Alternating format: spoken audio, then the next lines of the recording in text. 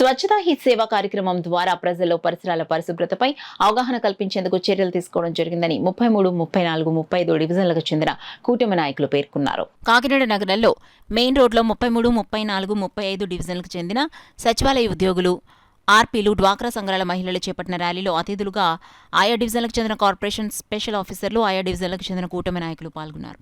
ఈ సందర్భంగా టీడీపీ నాయకులు గుజ్జుబాబు మాట్లాడుతూ ప్రజల్లో పరిసరాల పరిశుభ్రతపై అవగాహన కల్పించే దిశగా వారికి అవగాహన కల్పించేందుకు ఈ ర్యాలీ చేపట్టడం జరిగిందని వివరించారు.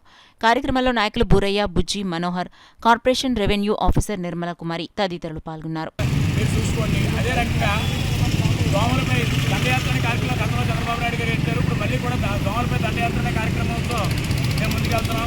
అలాగే ఈ కార్యక్రమంలో వార్డు ఇన్ఛార్జ్ జనసేన, టీడీపీ, అభ్యర్థులతో పాటు సచివాలయ సిబ్బంది పడుతుంది. కానీ ప్రజలను గమనించండి, మీరు చేయడమే కాదు, మీరు కూడా ఇందులో స్వచ్ఛందంగా పాల్గొని మీ ఇంట్లో ఉన్న చెత్తనంతా కూడా పొడి చెత్త, ఎడి చెత్తగా వేరు చేసి మీరు కొద్ది సిబ్బందికి ఇస్తే వాళ్ళు కూడా మన శుభ్రంగా చేస్తారు.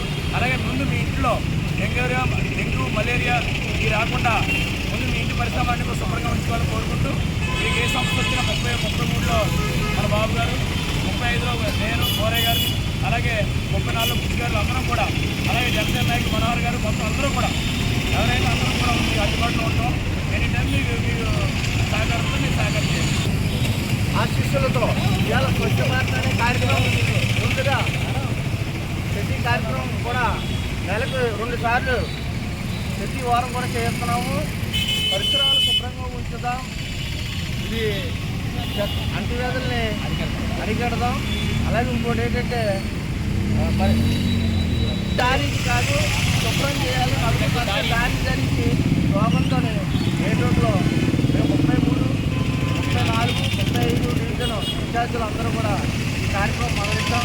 అందరూ కూడా ప్రజలందరూ కూడా ఈ కార్యక్రమాన్ని చేస్తారని, ప్రతి ఒక్కరు పాల్గొని శుభ్రంగా ఉంచుతారని మన వార్డులన్నీ మేము కోరుకుంటున్నాం.